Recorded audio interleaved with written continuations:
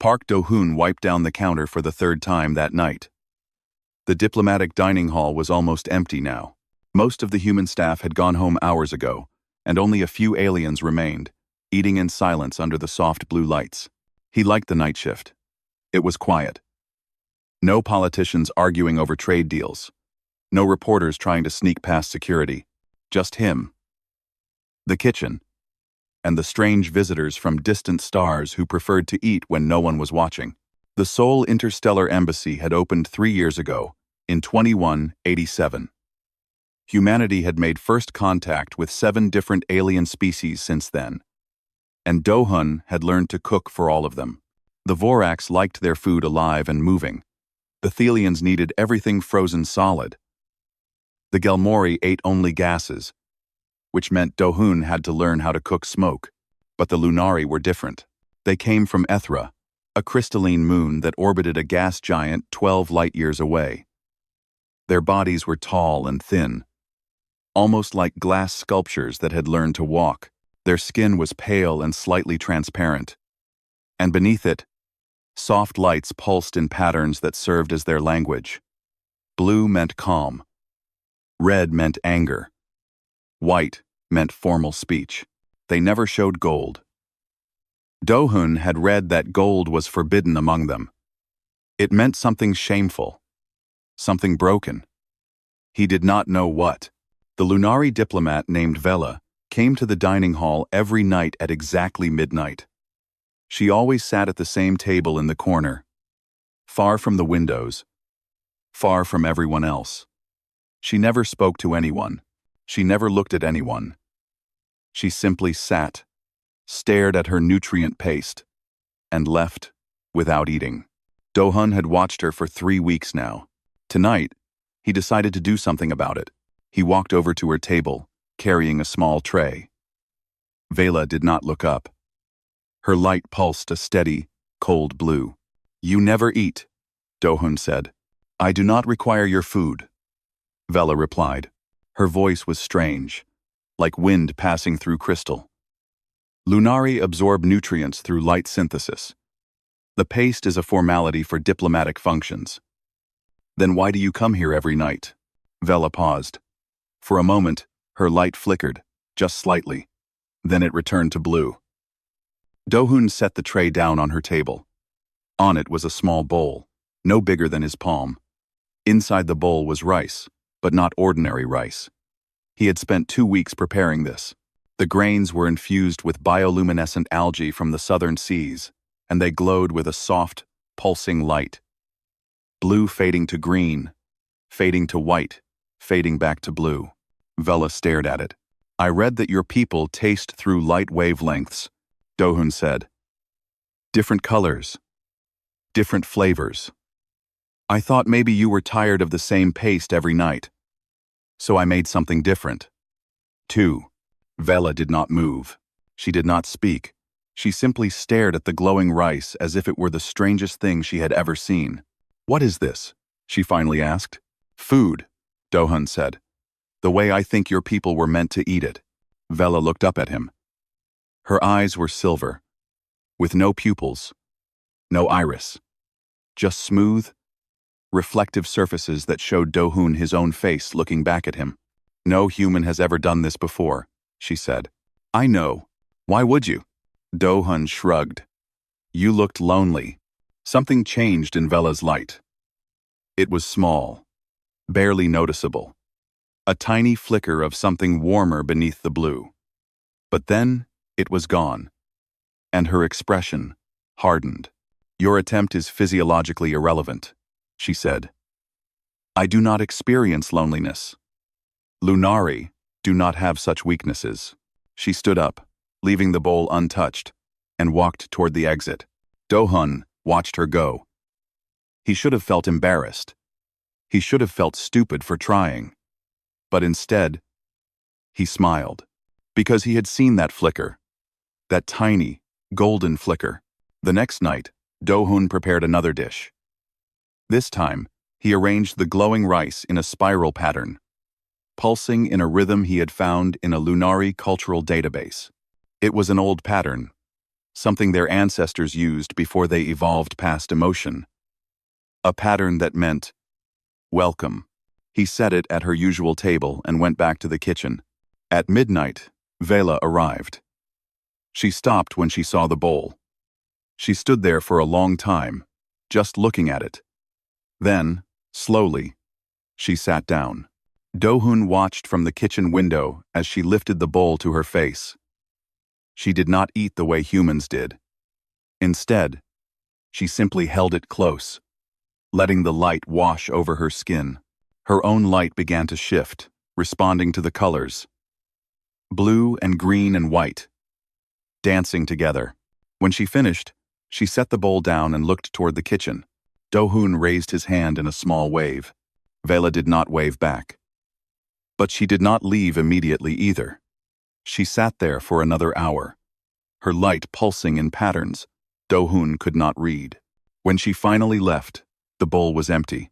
The next night, she came back, and the night after that, and the night after that. Do-hun never pushed her to talk. He simply made her food, light food, he called it, and left it at her table. Sometimes she stayed for an hour. Sometimes she stayed until dawn. She never thanked him. She never smiled. But she always finished every dish he made. On the seventh night, she spoke to him. "Why do you continue?" she asked, as he cleared her empty bowl. "Continue what?" "This." She gestured at the bowl, at the kitchen, at him. "This effort. You gain nothing from it. I offer you no trade, no alliance, no benefit. By all logical measures, your actions are inefficient." Do-hun thought about it for a moment. Then he sat down across from her, something he had never done before. "On Earth," he said, "we have this old saying. We say that the best things in life are the ones that don't make sense. That is illogical." "I know." Do-hun smiled. "That's why it's beautiful." Vela stared at him. Her light pulsed in that strange, unreadable pattern again. Then, for the first time since he had met her, she asked him a question that was not about food. "What is your name?" "Park Do-hun." "Do-hun," she repeated. And the way she said it, slow and careful, like she was tasting the syllables, made something warm spread through his chest. "I am Vela," she said. "I know." He grinned. "I've known for 3 weeks." Vela's light flickered, blue and green and something else, something almost gold. "You are very strange, Park Do-hun," she said. "I get that a lot." She stood up to leave, but at the door, she paused and looked back. "I will return tomorrow," she said. It was not a question. It was not a request. It was a statement, simple and clear. Do-hun nodded. And for the first time, Vela's light pulsed fully gold. Just for a second. Just a flash. But Do-hun saw it. And he knew, right then, that everything was about to change. Word spread through the embassy, faster than Do-hun expected. By the end of the first month, everyone knew about the kitchen worker who was trying to court an alien. The security guards whispered about it during shift changes. The translators gossiped about it over coffee. Even the cleaning robots seemed to pause a little longer when they passed his station, as if they too wanted to hear the latest news. Most people thought it was funny. Some thought it was sad. A few thought it was dangerous. His co-worker, a young man named Kang Jisoo, cornered him in the storage room one afternoon. "You know this is crazy, right?" Jisoo said, crossing his arms. "She's not even human. She doesn't have a heart. I mean, literally. I looked it up. Lunari don't have hearts. They have some kind of crystal core thing." "So?" Do-hun said, counting bags of rice. "So? So you can't date someone without a heart." "Seth, maybe not." Do-hun shrugged. "But I can try." Jisoo threw his hands up and walked away, muttering about how some people were born without common sense. That night, Do-hun's phone rang. It was his sister, Park Yuna, calling from Busan. "I heard a rumor," she said without any greeting. "A very strange rumor." About my brother. And an alien. My brother. News travels fast. Do-hun. Her voice was serious now. What are you doing? Redder. What are you doing? What are you doing? He leaned against the kitchen counter, watching the clock tick toward midnight. Vela would arrive soon. I don't know, he admitted. I just know. I have to keep trying. But why? You've never even dated a human properly. Now you want to chase someone from another planet? Another species? A. She's different, Yuna. When I'm with her, I feel like I finally understand why I'm here. Like all those years of cooking, of learning, of trying to connect with people who never really saw me. The line was quiet for a long moment. You sound insane, Yuna finally said. But you also sound happy. So I guess I can't stop you. You could try. Would it work? No. She laughed, soft and tired. Then I won't waste my energy. Just be careful. Okay? I don't want to see you get hurt. I'll be fine. That's what you said before you dropped out of culinary school. And before you took that job on the fishing boat. And before you... Good night, Yuna. Good night, you idiot. I love you. Love you too. He hung up just as the dining hall doors opened. Vela walked in, her light pulsing its usual calm blue. She went to her table, and Do-hun brought her a new dish this time. He had shaped the glowing rice into the form of a flower, its petals opening and closing in slow, gentle pulses. Vela studied it for a long time before speaking. You are still doing this, she said. I am. Even though the other humans mock you. Do-hun sat down across from her. They don't understand. Neither do I. Her silver eyes met his. Explain it to me. Explain what? Why you persist. I have told you that your efforts are meaningless. I have given you no encouragement. By every standard of your own species, you should have given up by now. But you continue. Why?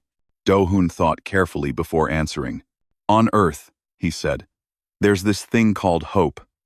It's when you believe something good might happen, even when there's no proof that it will. Even when everyone tells you it's impossible. That sounds inefficient. It is, he smiled. But it's also the reason humans are still alive.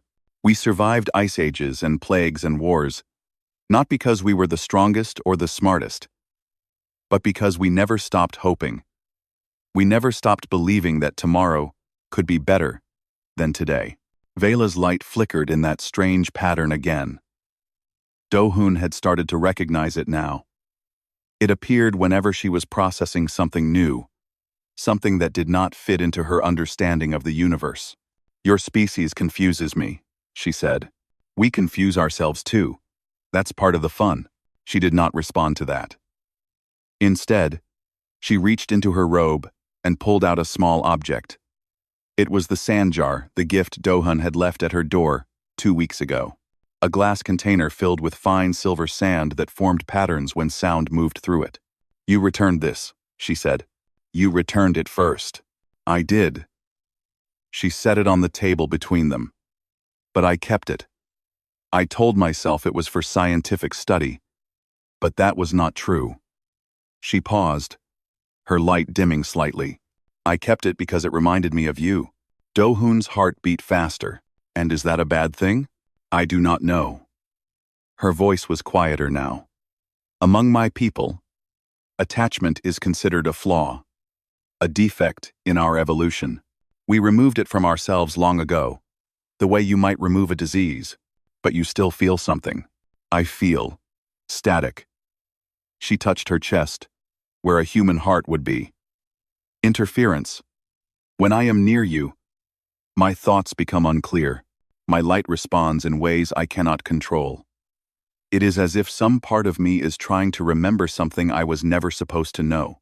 Do-hun leaned forward. Maybe you weren't supposed to forget it in the first place. Before Vela could respond, the dining hall doors opened again. A tall figure walked in, another Lunari, but older, his light pulsing in cold, formal white. Do-hoon recognized him from the diplomatic briefings. Ambassador Keth, the leader of the Lunari delegation on Earth. Keth walked directly to their table and stopped. He did not look at Do-hoon. He looked only at Vela. "You were not in your quarters," he said. His voice was sharp, like breaking glass. "I was here." "With the human?" "Yes." Keth's light pulsed red for just a moment. Anger. Then it returned to white. "This is unacceptable. Your behavior has been noted by the Council. They are concerned. Let them be concerned." "Vela." Keth stepped closer. "You requested reassignment to avoid this. Distraction. Do you remember?" Do-hoon felt his stomach drop. She had asked to leave, but Vela's answer surprised him. "I remember," she said. "I also remember that I denied my own request." Keth stared at her. For a long moment, no one spoke. "You are making a mistake." Keth finally said, "This creature offers you nothing. He is primitive, emotional, weak." Do-hoon started to stand, but Vela raised her hand, stopping him. "Perhaps," she said.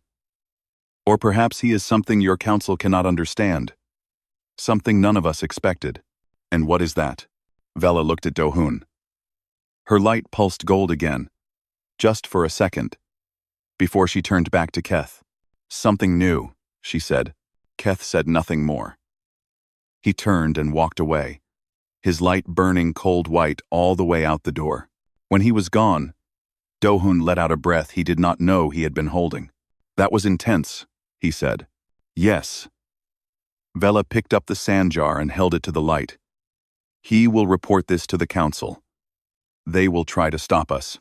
"Us?" She looked at him, and for the first time, something like a smile touched her face.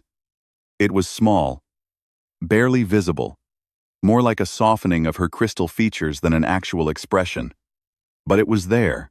"Yes," she said. "Us." Do-hoon grinned. "I like the sound of that. Do not become overconfident." She stood up, tucking the sand jar back into her robe. "This is far from over. My people do not accept change easily. Neither do mine." He stood up too. "But we learned."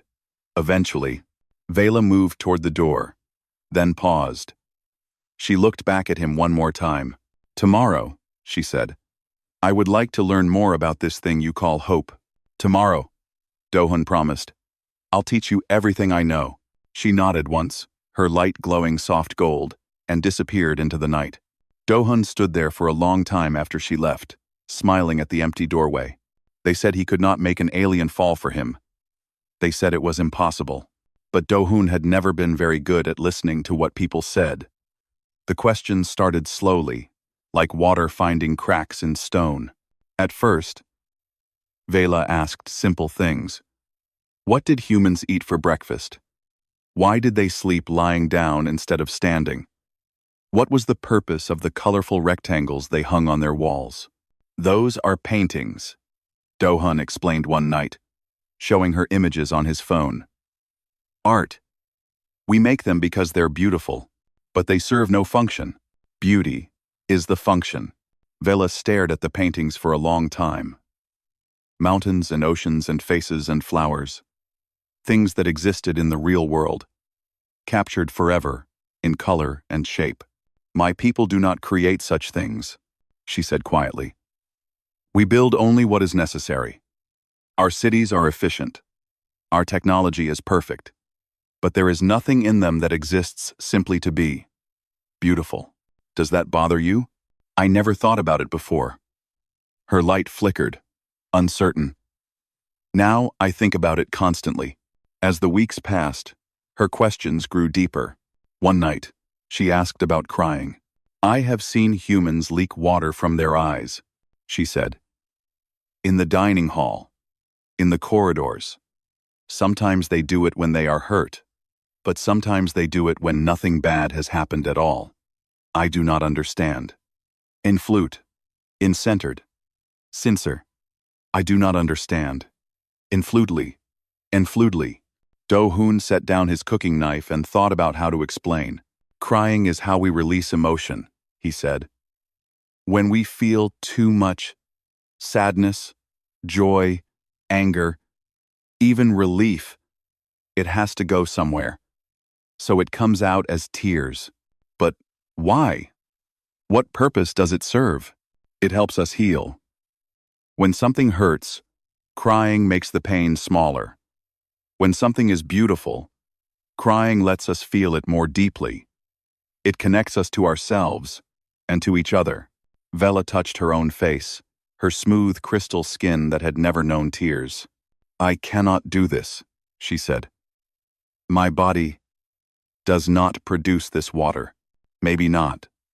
But maybe you have your own way of releasing emotion. Like your light. Vela looked down at her hands. Her light was pulsing in strange, uneven patterns. Not the calm blue of before, not the formal white, but something chaotic, something alive. Perhaps, she whispered.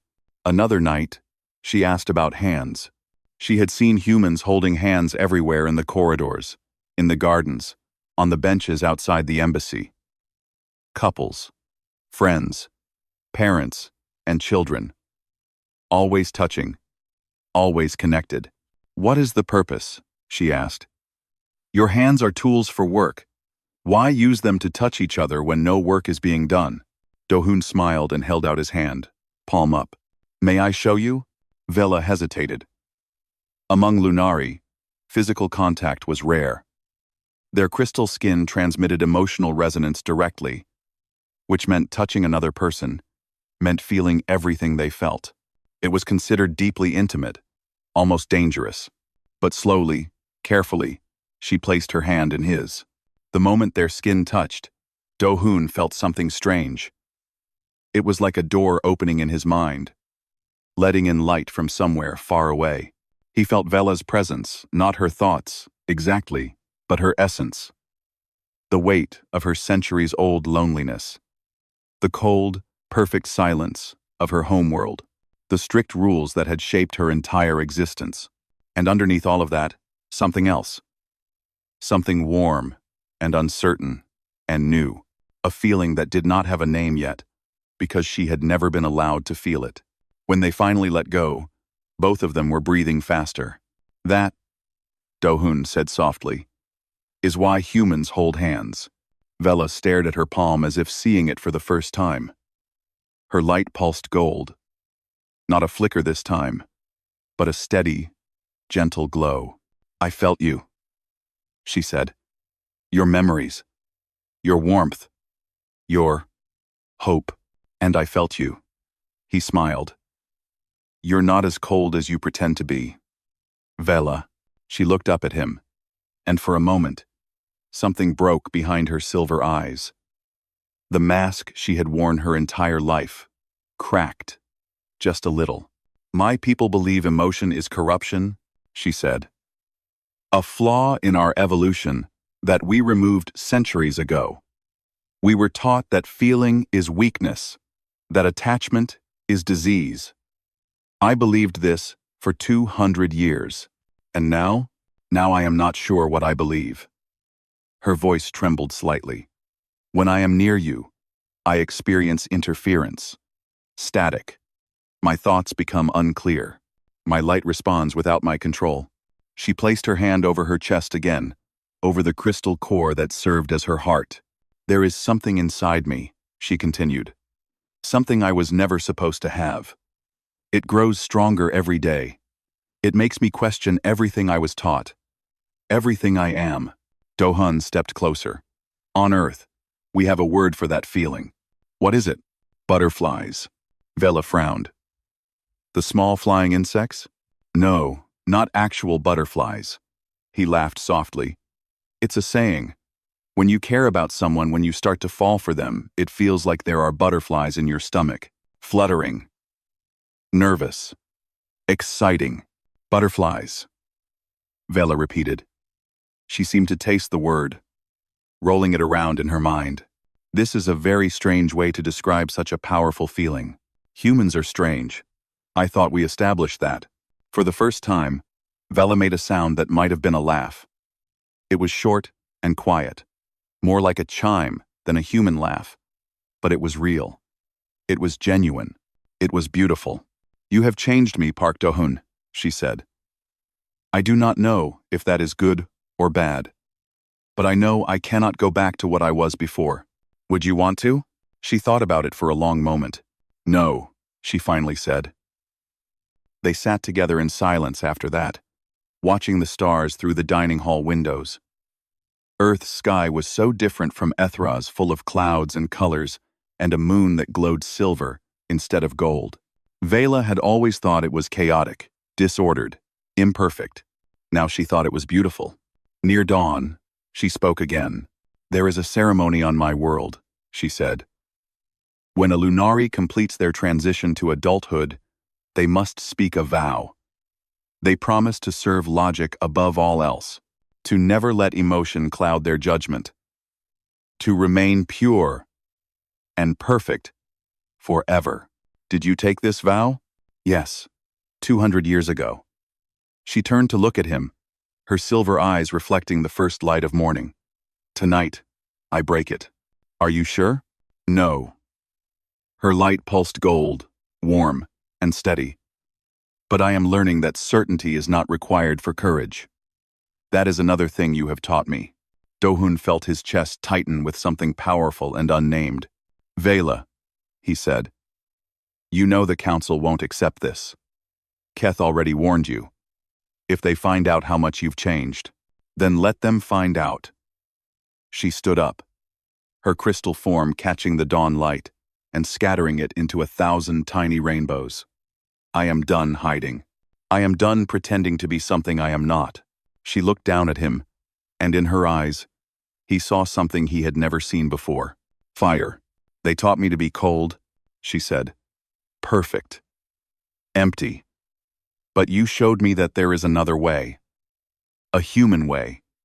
It is messy and illogical and painful, and I want it. I want all of it." Do-hun stood up to face her. "Even if it means losing everything, what have I lost?" She tilted her head, genuinely curious. "A life of silence? A world that never let me feel? A people who would rather see me dead than different?" She reached out and touched his face, a gesture of complete trust, complete surrender. "You gave me more in 2 months than they gave me in 2 centuries, she said. "If that is not worth fighting for, then nothing is." Do-hun felt tears forming in his eyes. Human tears, warm and salty and real. "Then we'll fight together," he said. Vela's light glowed brighter than he had ever seen it. Gold and white, and something new. A color that had no name in any language. "Together," she agreed. And somewhere across the stars, on a cold crystal moon, the ancient machines that monitored all Lunari began to register an anomaly. A signal that should not exist. An emotion that should have been extinct. The council would come for her soon. But for now, in the quiet of the morning, Do-hun and Vela stood together, watching the sun rise over a world that neither of them had been born into, a world that had somehow become home. The Lunari ship arrived without warning. It descended through Earth's atmosphere at exactly noon, when the sun was brightest and the humans would be least prepared. The ship was beautiful in a terrible way, a perfect crystal spear, catching the light and splitting it into cold, precise patterns. No curves, no decoration, just pure, efficient geometry. Do-hun watched it land from the embassy kitchen window. His hands gripped the counter so hard, his knuckles turned white. Beside him, Jisoo let out a low whistle. "That doesn't look friendly," Jisoo said. "It's not." Do-hun untied his apron and hung it on the hook. "They're here for Vela." "How do you know?" "Because I know." He pushed through the kitchen doors and ran toward the landing pad. Embassy security tried to stop him, but he dodged around them, moving faster than he had ever moved in his life. By the time he reached the courtyard, a delegation of Lunari was already stepping off the ship. There were 5 of them, 4 guards in cold white light, their bodies tall and sharp like weapons, and in the center, a figure Do-hun had never seen before. He looked like Vela, the same crystal skin, the same silver eyes but older, harder. His light pulsed in perfect, mechanical rhythms, with no flicker, no variation, no hint of anything alive beneath the surface. Ambassador Keth stepped forward to greet him. "Consul Oren," Keth said, bowing slightly. The council's response was faster than expected. The council does not wait when contamination is detected. Oren's voice was colder than any Lunari Dohun had ever heard. "Where is my sister?" "Oh, sister." The word hit Dohun like a punch to the chest. Vela had never mentioned a brother. She had never mentioned any family at all. He had assumed she was alone, like him, a person without roots, without connections, without anyone waiting for her back home. But Oren was here now, and the way he spoke about her made Dohun's blood run cold. "She is in her quarters," Keth said. "We have been monitoring her closely since the symptoms appeared." "Symptoms?" Dohun stepped forward before he could stop himself. "She's not sick. She's just—" Oren turned to look at him. Those silver eyes locked onto Dohun with the intensity of a laser. "You are the human," Oren said. It was not a question. "My name is Park Dohun. I did not ask for your name." Oren moved closer, and the guards moved with him, forming a wall of white light. "I asked for nothing from you at all, and yet you have taken something from me. From my people. From my sister. I haven't taken anything. You infected her." Oren's light pulsed red, pure, burning anger. "You filled her mind with your primitive emotions. Your attachment. Your weakness. You turned her into something broken. She's not broken." Dohun stood his ground, even though every instinct screamed at him to run. "She's awake. For the first time in her life, she's actually alive." For a moment, Oren said nothing. The red faded from his light, replaced by something colder, something more dangerous. "You do not understand what you have done," he said quietly. Vela was perfect, pure. She served the council for 2 centuries without failure.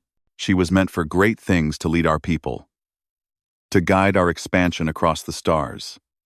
And now, she is ruined. Because of you. She made her own choice. She is incapable of choice. Oren's voice echoed across the courtyard. "That is what you do not understand, human. My people removed emotion for a reason. It clouds judgment. It creates conflict. It leads to destruction. We evolved past it because we had to.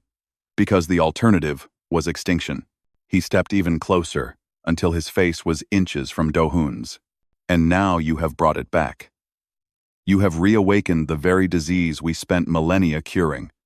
Do you have any idea what will happen if it spreads? If others start to feel as she does? Maybe they should." Dohun met his gaze without flinching. "Maybe feeling isn't a disease. Maybe it's the cure." Oren stared at him for a long moment. Then, slowly, he smiled. It was the most terrifying thing Dohun had ever seen. A Lunari smile, cold and empty, with nothing behind it but calculations. "You are brave," Oren said. "Foolish, but brave. I can see why she was drawn to you." He turned away. "But bravery will not save her. Nothing will save her now." The guards moved forward, and Dohun was pushed aside as the delegation marched toward the embassy building. He tried to follow, but a security officer grabbed his arm. "Let them go," the officer said. "There's nothing you can do." Dohun watched helplessly as Oren disappeared through the doors. Every second that passed felt like a lifetime. Every heartbeat was a countdown. He pulled out his phone and called Yuna. She answered on the second ring. "What's wrong? I need your help. Can you come to Seoul?" "Dohun, I'm in the middle of a research project. I can't just—" "Yuna, please." She heard something in his voice that stopped her argument cold. "I'll be there in 3 hours," she said. Dohun hung up and looked toward the embassy building. Somewhere inside, Vela was facing her brother, and the judgment of her entire species. She was facing everything alone. No, he thought. Not alone. Never alone again. He found a side entrance that the security teams had forgotten about. It led to a service corridor, which led to a stairwell, which led to the diplomatic quarters on the upper floors. Do-hun had spent years learning every corner of this building. Now that knowledge was finally useful.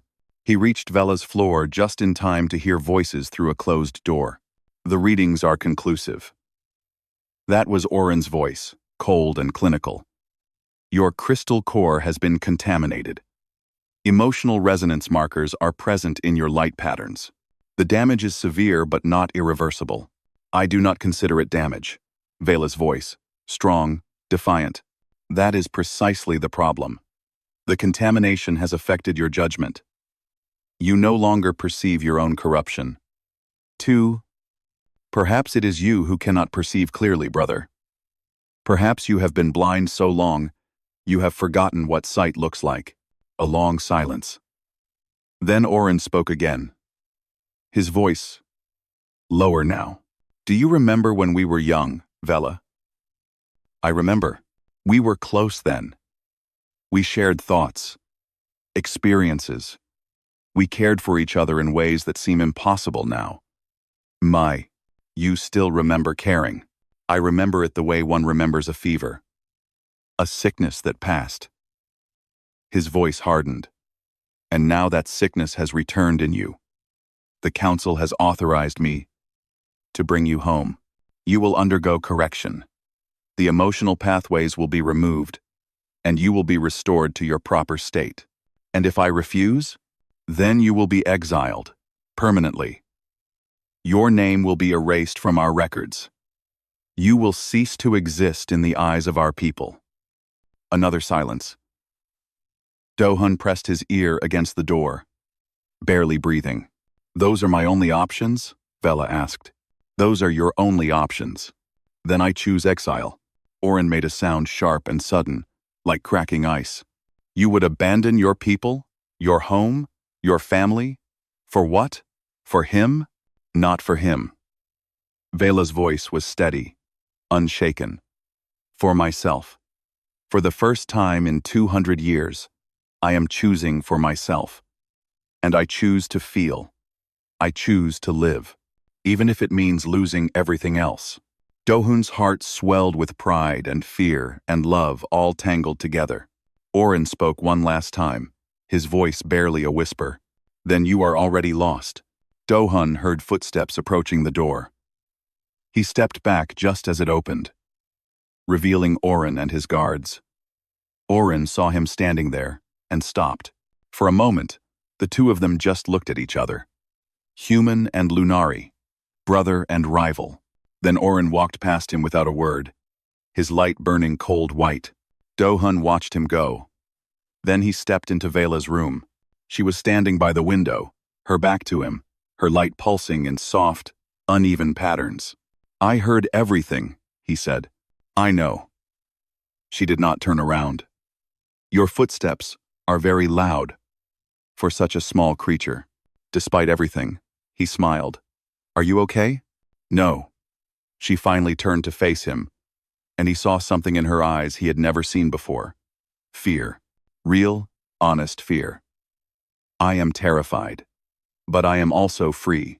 For the first time in my existence, I am truly free. She walked toward him and took his hands.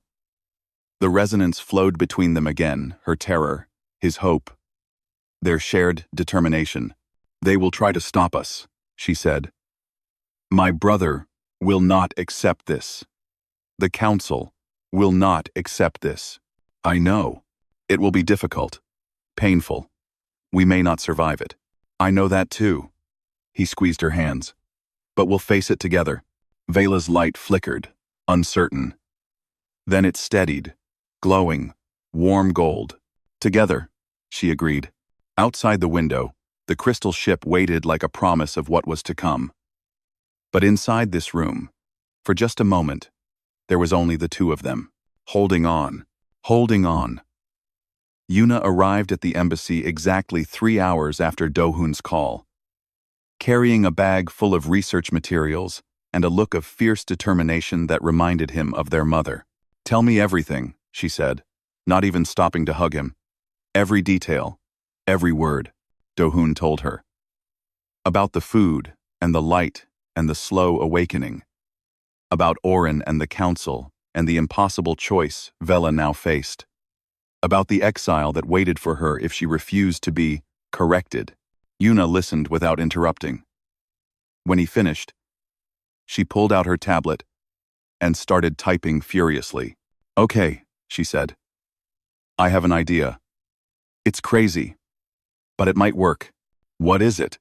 "The Lunari Council is holding a formal hearing tomorrow to decide Vela's fate. It's standard procedure for contamination cases. They'll present evidence, make arguments, and render a verdict." "How does that help us?" "Because the hearing is open to diplomatic observers. It's a transparency measure they agreed to when they signed the Interstellar Treaty." Yuna looked up at him. "That means humans can attend. And if humans can attend, humans can speak." Do-hoon's heart started beating faster. "You want me to address the council?" "Where? You're the only one who can. You're the one who changed her. You need to explain why that's not a crime. Why it's not contamination." She grabbed his arm. "You need to convince them that emotion isn't a disease. It's a gift. Yuna, these are aliens who spent millennia removing emotion from their species. They think feeling is literally corruption. How am I supposed to change their minds in one speech? I don't know." She smiled, and it was their mother's smile, stubborn and warm and unbreakable. "But you've never let impossible odds stop you before." The hearing began at dawn the next day.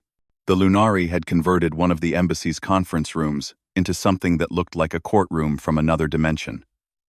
Crystal pillars rose from the floor, pulsing with cold white light. Oren sat at the center of a raised platform, flanked by 4 other council members whose lights were so perfectly synchronized they seemed to be one single entity. Vela stood in the center of the room, alone. Her light was dim, uncertain, flickering between blue and gold like a candle fighting against the wind. The gallery was filled with observers, human diplomats, alien representatives from other species, journalists with recording devices. Do-hoon sat in the front row, with Yuna beside him. His hands were shaking. Oren spoke first. "We gather to address the case of Vela, daughter of the third cycle, servant of the council for 200 years. His voice echoed through the room. "She has been accused of emotional contamination. The evidence is clear. Her light patterns have been corrupted. Her judgment has been compromised. She has formed an attachment to a human, a species known for its primitive emotional instability."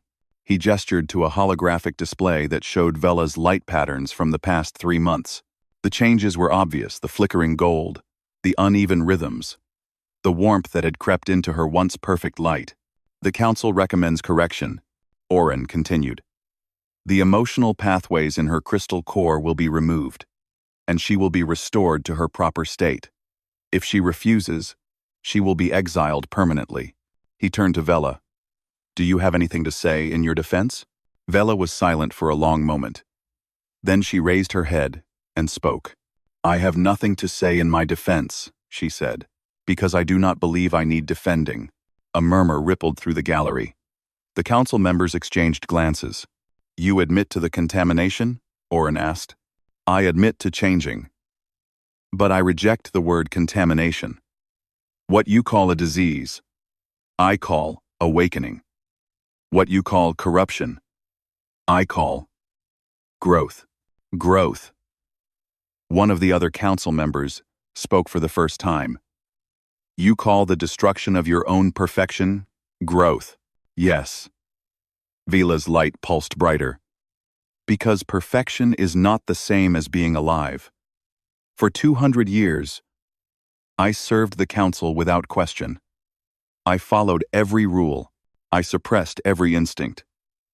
And in all that time, I never once asked myself if I was happy." "Happiness is irrelevant," Oren said. "Is it?" Vela turned to face the gallery, her eyes finding Dohun in the crowd. The human who changed me. He taught me that happiness is not irrelevant. He taught me that feeling pain and joy and love and fear is not weakness. It is the very thing that makes existence meaningful. He infected you with his species madness. He woke me up. Vela's voice rose, stronger now. And I will not go back to sleep. The council members conferred in their strange, harmonic language, pulses of light passing between them faster than any human could follow. When they finished, Oren spoke again. The council has heard your statement. We find it unconvincing. Wait. Every head in the room turned toward Dohun. He was standing now, his heart pounding so hard he could hear it in his ears. The human speaks out of turn, one council member said coldly. Let him speak. Oren's eyes locked onto Dohun. I want to hear what the source of the contamination has to say. Dohun stepped forward into the center of the room. He was just a cook, a nobody from Busan, who had dropped out of school and worked on fishing boats, and never done anything important in his life. But right now, standing before the rulers of an alien civilization, he felt like the most important person in the universe. My name is Park Dohun, he began. I am human. I am emotional. I am everything you think is wrong with the galaxy. He paused, gathering his courage. 3 months ago, I served a bowl of glowing rice to a lonely diplomat who never smiled. I did it because I thought she might be hungry for something more than nutrients. I did it because I saw someone suffering in silence, and I could not look away. He turned to face the council directly. You call emotion a disease. You say it makes us weak. But let me tell you what emotion has done for my species. It made us survive ice ages when we should have frozen. It made us build cities when we were nothing but scattered tribes. It made us reach the stars when we had no reason to believe we could. His voice grew stronger. Emotion is not weakness. It is fuel. It is the fire that drives us forward. It is the reason we fight, the reason we build, the reason we love. Without it, we would be nothing but machines, efficient, perfect, and completely dead inside. He looked at Vela, and she looked back at him, her light glowing gold. You say I infected Vela. Maybe I did. Maybe I showed her that there was more to existence than following orders and serving the council. Maybe I reminded her that she was not just a tool, but a person with wants and needs and dreams of her own. He turned back to Oren. You bred out your feelings because you thought they made you weak, but you also bred out your reasons to fight for anything beyond survival. You removed your capacity for joy, and with it, you removed your capacity for meaning. Oren's light flickered just slightly, just for a moment. Vela found something you lost, Dohun continued. She found a reason to exist beyond duty, beyond perfection, beyond the cold, empty silence you call peace. He took a deep breath. You can correct her. You can erase everything she's become, but you cannot erase the truth. And the truth is this: feeling is not a flaw. It is the most human thing in the universe. And maybe, just maybe, it is the most lunary thing, too. The room was completely silent. Oren stared at Dohun for a long moment. Then he spoke, his voice quiet. You believe we have lost something. I know you have. And you believe my sister has found it. She found it on her own.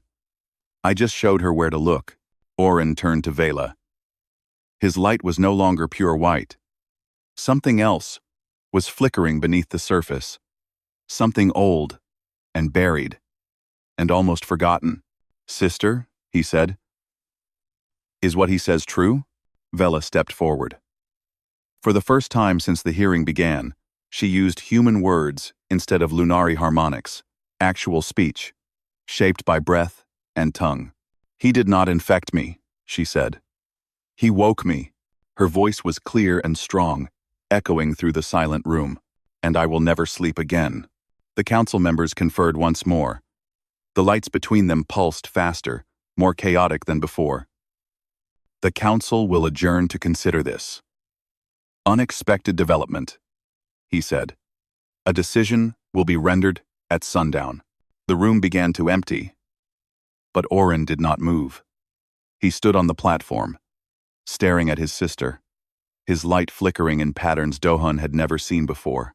For just a moment, Dohun thought he saw gold. Then Oren turned and walked away. And the moment was gone.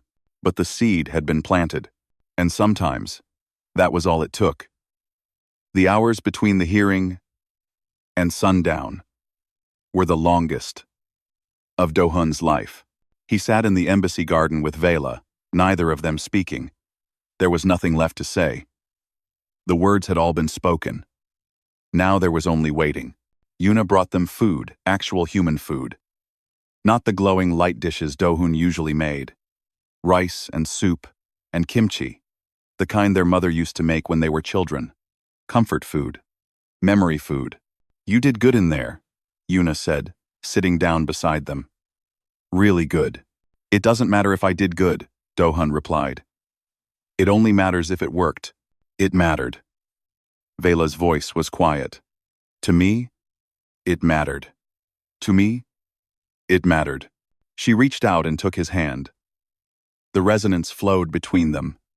Fear and hope and love, all tangled together like threads of light. Whatever happens tonight, she said, I want you to know something. What? These past 3 months have been the most alive I have ever felt. In 200 years of existence, I never understood what it meant to truly live. You gave me that. No matter what the council decides, no one can take that away. Dohun squeezed her hand. We're going to be okay. You cannot know that. No, but I can hope. She looked at him, and something like a smile touched her face. That soft, barely visible expression that he had learned to recognize as Lunari joy. Hope, she repeated. Such a strange concept. Believing in something with no evidence. Trusting the universe to be kind, even when it has given you no reason to. That's exactly what it is. It is illogical. Completely. And yet, she looked up at the sky, where the first stars were beginning to appear. And yet, I find myself hoping too. The sun touched the horizon, and a messenger arrived. It was one of Oren's guards, his light pulsing cold white. He stood at the garden entrance and spoke in clipped, formal tones.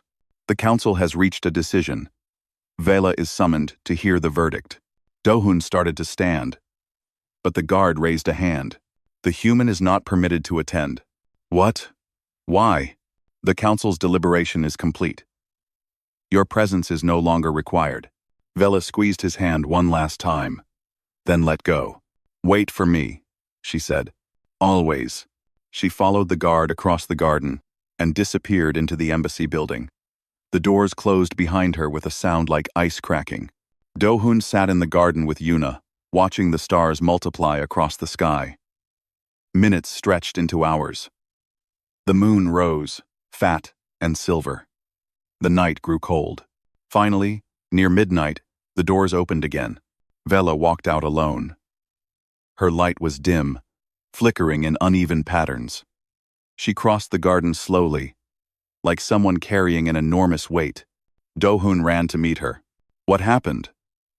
What did they decide? After, she stopped in front of him. For a long moment, she did not speak. They offered me a third option, she finally said. A third option? Exile. But with conditions. I am permitted to remain on Earth, but I must never return to Ethra. I must never contact my people. I must accept that I am no longer Lunari. Not fully. I will be something else. Something between worlds. Dohun's heart ached for her. Vela, there is more. She looked up at him, and her silver eyes were wet. Not with tears. Lunari could not cry, but with something else. Light, pure, golden light, leaking from the corners of her eyes like liquid sunshine. My brother spoke for me, she said. After the council adjourned, he came to my quarters. He told me that my words in the hearing had affected him, that watching me choose, feeling over perfection, had awakened something he thought he had lost long ago. Orin? He defended you? He did not defend me openly. But he argued for the third option. He convinced the council that exile was punishment enough, that correction was unnecessary cruelty. Her voice cracked slightly. Onum defend me. Onum defend me, he said. He said he remembered what it was like to care. Before the transition, before they removed it from us, she reached out and touched Do-hoon's face. Her fingers were cool against his skin, but beneath the coolness, he felt warmth, real warmth, the kind that came from inside. He let me go, she whispered. My brother let me go because he remembered how to love. Do-hoon pulled her into his arms. She was rigid at first, Lunari did not embrace. But slowly, gradually, she relaxed against him. Her light pulsed gold, warm and steady, matching the rhythm of his heartbeat. I'm sorry, he said. I'm sorry you have to lose your home. I am not losing my home. She pulled back slightly to look at him. I am choosing a new one. Earth? You. She touched his chest, right over his heart. You are my home now. Wherever you are, that is where I belong. Do-hoon felt tears streaming down his face. Human tears. Warm and salty and real. I don't deserve you, he said. Perhaps not. Something like mischief flickered in her eyes. But you have me anyway. He laughed, a wet, broken sound, and pulled her close again. They stood there for a long time, holding each other under the stars. The embassy was quiet around them. The world was quiet. Everything was quiet, except for their hearts, beating together in the dark. Finally, Vela spoke again. There is something I need to tell you. What? When I touched you, when our resonance connected, I felt everything you felt. Your memories, your fears, your hopes. She paused. Your love. I know. Do you know what I felt in return? Do-hoon shook his head. Vela took his hand and placed it over her crystal core, where her heart would be if she were human. Feel, she said. He closed his eyes and let the resonance flow. At first, there was only the familiar static, the interference that had always marked their connection. But beneath it, something else emerged. Something deeper. He felt her loneliness, stretching back centuries, the endless silence of a life without feeling, the cold perfection that had slowly crushed her spirit without her even knowing it. And then he felt the moment everything changed. He felt himself through her eyes, a small, strange creature with warm skin and bright eyes, offering a bowl of glowing rice like it was the most natural thing in the world. He felt her confusion, her resistance, her slow awakening. He felt her falling, not falling in love. Exactly. That phrase was too simple, too human. What she felt was bigger than love. It was a complete transformation of her existence, a rewriting of everything she had ever been. And at the center of it all, like a sun at the heart of a solar system, was him. Do-hoon opened his eyes. Tears were still flowing down his cheeks. You love me, he said. I do not know if love is the right word. Vela's light pulsed brighter. But whatever this feeling is, this warmth, this connection, this desperate need to be near you, it is the most real thing I have ever experienced. She reached up and wiped the tears from his face. You asked me once why I kept coming to the dining hall, why I kept returning even when I told you my efforts were meaningless. She smiled a real smile, visible and warm and human. It was because you made me feel like I mattered. Not as a diplomat. Not as a Lunari. Just as myself. Do-hoon kissed her. It was strange kissing someone without lips, without breath, without any of the things that made human kisses human. But it was also perfect. Their light and warmth and emotion merged together, creating something neither of them had ever experienced before. When they finally pulled apart, the stars seemed brighter. The air seemed warmer. The entire universe seemed to be holding its breath. What now? Do-hoon asked. Vela took his hand and looked toward the embassy gates. Now, she said, we start living. They walked out of the garden together, past the embassy walls, into the streets of Seoul. The city was alive around them, lights and sounds and people rushing everywhere, living their complicated human lives. Vela had never walked through a human city before. Not really. Not like this. With no diplomatic escort. No official purpose. No mission to complete. Just walking. Just being.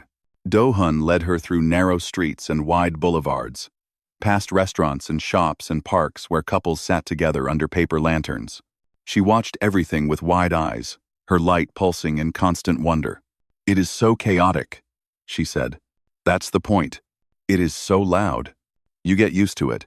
It is so. She paused, searching for the right word. Alive. Do-hun smiled. Welcome to Earth.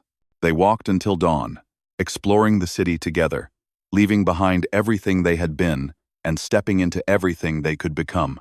Behind them, in the embassy, Oren watched from a window. His light flickered gold just once, just briefly before returning to cold white. But the change had begun, and some changes, once started, could never be stopped. 5 years passed like a dream. The restaurant was small, just 12 tables, a tiny kitchen, and a rooftop garden where Do-hun grew vegetables and Vela cultivated bioluminescent flowers that glowed in the dark. They had named it Static, after the interference that had first brought them together.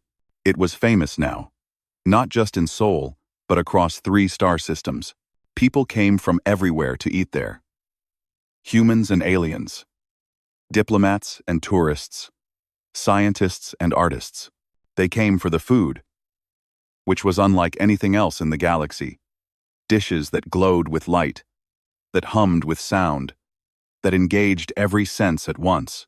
They came for the atmosphere, which was warm and welcoming and completely without pretension. But mostly, they came for Do-hun and Vela themselves. The story had spread. The cook, who fell in love with an alien. The diplomat, who chose feeling over perfection. The couple who proved that connection was possible across any divide, no matter how vast. They had become a symbol, a hope, a promise that the universe was bigger and stranger, and more wonderful than anyone had imagined. This morning, Vela was in the kitchen, arranging a light dish for a Thelian customer who had traveled 6 weeks to try her cooking. She had learned to cook over the years, not as well as Do-hun, but well enough. Her dishes had their own style, precise and elegant, with patterns of light that told stories without words. She hummed as she worked. It was a human habit she had picked up, one of many. She also laughed now, a sound like wind chimes, still strange, but no longer rare. She cried at sad films, actual tears that her body had somehow learned to produce. She held Do-hun's hand in public, without hesitation, without shame. She was not Lunari anymore. Not fully. But she was not human either. She was something new, something that had never existed before. The door chimed, and she looked up to see a familiar figure entering the restaurant. Oren stood in the doorway, his light pulsing in uncertain patterns. He looked older than she remembered, not physically, since Lunari did not age, but in some deeper way. Warier, more weathered. Brother, Vela said, setting down her work. Sister. He moved toward her slowly, like someone approaching a wild animal. I apologize for arriving unannounced. You are always welcome here. You know that. I was not sure. His eyes drifted around the restaurant, taking in the warm colors, the comfortable furniture, the paintings on the walls, human things, emotional things. You have built something beautiful. Thank you. He stopped in front of her, and for a moment, neither of them spoke. I have been having. He paused, searching for the words. Experiences. Strange experiences. My light flickers when it should be steady. My thoughts wander when they should be focused.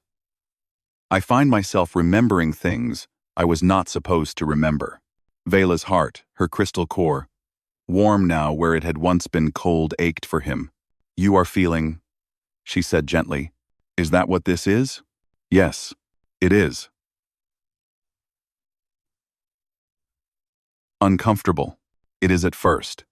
She reached out and took his hand. The resonance flowed between them. And she felt everything he felt, the confusion, the fear, the strange new warmth that he did not know how to name. "But it gets easier. I promise." Oren looked down at their joined hands. His light flickered gold. "And others are experiencing this as well," he said. "On Ethra, on our ships, across the colonies. Young Lunari. Mostly, but some older ones too. They are seeking me out, asking questions I cannot answer." "What kind of questions?" "They want to know about you, about your choice, about what it means to feel." He met her eyes. "They want to know if they are broken, or if they are waking up." Vela smiled. "What do you tell them?" "I tell them to come here." He gestured at the restaurant. "I tell them to find you." The door chimed again, and more customers entered. A group of humans from the embassy, a Gelmori who communicated through scent, and 3 young Lunari, whose lights pulsed in nervous, uneven patterns. Vela watched them settle into their tables, watched them look around with wonder and fear and hope. "They are scared," she said. "Of course they are. They are discovering emotions for the first time. It is terrifying. But they came anyway." "Yes." Oren's light glowed warmer. "Because they saw what you became. They saw that feeling did not destroy you. It made you stronger." Dohun emerged from the kitchen, carrying a tray of appetizers. He stopped when he saw Oren, his expression flickering between surprise and wariness. "Oren," he said carefully. "Dohun." Oren bowed his head slightly, a gesture of respect he had never offered before. "I owe you an apology." "For what?" "For calling you primitive. For saying you infected my sister. For failing to see what you truly offered her." He straightened. "You gave her life. Real life. And through her, you are giving it to all of us." Dohun was quiet for a moment. Then he smiled that warm, stubborn smile that Vela had fallen in love with years ago. "Apology accepted," he said. "Now sit down and eat something." Oren's light flickered with something that might have been amusement. "That is because I haven't." That evening, the second Interstellar Summit was held at the Seoul Convention Center.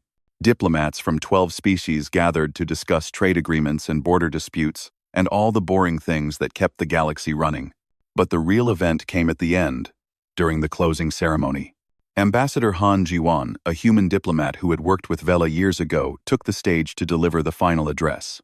"We have accomplished much at this summit," she said. "New treaties, new alliances, new understanding. But I want to take a moment to talk about something else. Something that cannot be measured in credits or contracts."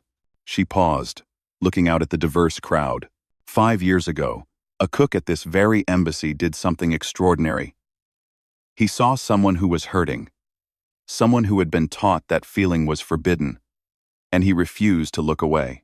He offered her food, and friendship, and eventually, love.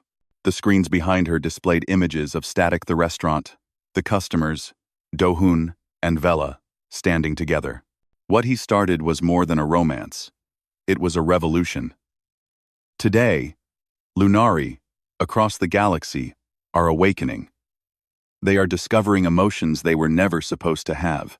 They are learning to feel, to love, to live. She smiled. Humanity has given the galaxy many gifts. Technology, art, culture. But perhaps our greatest gift is simpler than all of that. It is the idea that feeling deeply is not weakness. It is the very thing that makes life worth living. The crowd applauded. Vela sat in the audience with Dohun beside her, his hand warm in hers. That night, they sat on the rooftop of their restaurant, watching ships rise toward the stars. The city sprawled beneath them, alive with lights and sounds and millions of people living their complicated, beautiful lives. Above them, the stars glittered like promises. They said I couldn't make you fall for me, Dohun murmured. Vela's light pulsed soft gold. They were wrong. Vela's light. Vela's light. Obviously. She laughed that wind chime sound that still made his heart skip and leaned against him. You did not make me fall, she said. You showed me I had wings. Dohun wrapped his arm around her. And where will those wings take you? Wherever you are. She looked up at him, her silver eyes reflecting the starlight. That is the only destination I need. Below them, the restaurant was full of customers, humans and aliens, old friends and new seekers. The young Lunari who had arrived that morning were laughing now, their lights flickering in patterns of joy they had never known before. The universe was changing. Slowly, quietly, one awakening soul at a time. And it had all started with a bowl of glowing rice. Dohun kissed the top of Vela's head and watched the stars. Somewhere out there, on a crystal moon he had never seen, more Lunari were learning to feel. More walls were crumbling. More hearts were waking. You know what I love most about humans? Vela said suddenly. What? You never give up. Even when something seems impossible. Even when everyone tells you it cannot be done. You just keep trying. That's because we're too stubborn to know better.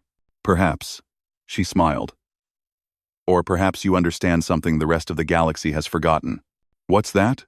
She turned to face him, her light glowing brighter than he had ever seen it. That the impossible is just the possible waiting to be discovered.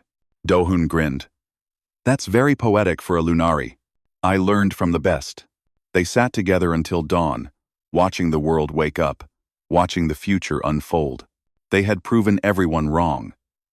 They had built something beautiful, and somewhere in the vast, endless cosmos, the universe smiled. Because love, it turned out, was not just a human thing, it was an everything thing, and it was just getting started.